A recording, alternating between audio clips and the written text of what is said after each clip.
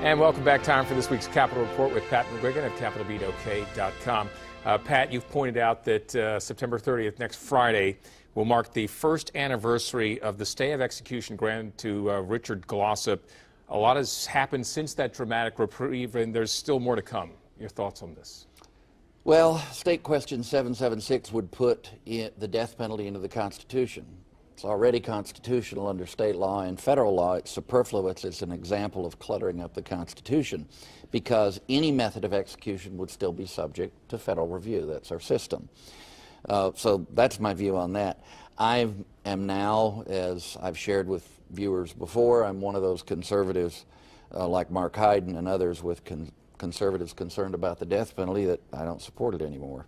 It costs more than putting people in prison for a long time and the endless costs of litigations. We, the Founding Fathers, set up a system of checks and balances. That's what we have in the Constitution. I don't think this is a well-advised state question.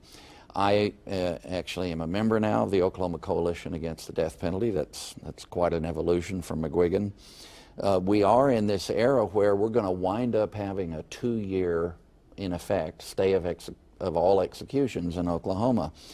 I think it's time to move away from the imposition of this through the mechanisms of democratic choice. It's time for us to choose an alternative. The case that's brought me a long way on this is the case of Richard Glossip. As you noted, 1 year ago in the coming week was that dramatic stay of execution. And it was a stay of execution that should have been granted. Going forward, I'm asking my brother and sister conservatives why we should trust the government with this power if we're suspicious of them in so many other areas. I respect and appreciate and laud the work that Brad Henry and the Bipartisan Commission is doing to look at every aspect of this.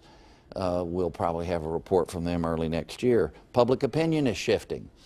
Now 53% of Oklahomans, very red state, support alternatives to capital punishment as long as they can be sure how the worst criminals would be treated in certain situations.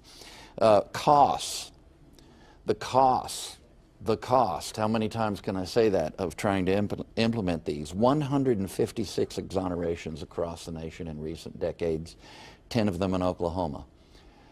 It's time to take a pause on the death penalty, maybe forever. Now, on a much lighter note, some may not know that Pat started out as a sports reporter.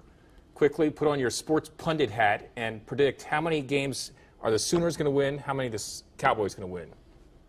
Are you ready? Sooners are going to win 8, Cowboys are going to win 9. No stance yet on the Bedlam.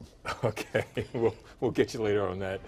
You can read more about these and other topics at CapitolBeatOK.com. For Pat McGuigan, I'm Alex Cameron. Have a great day.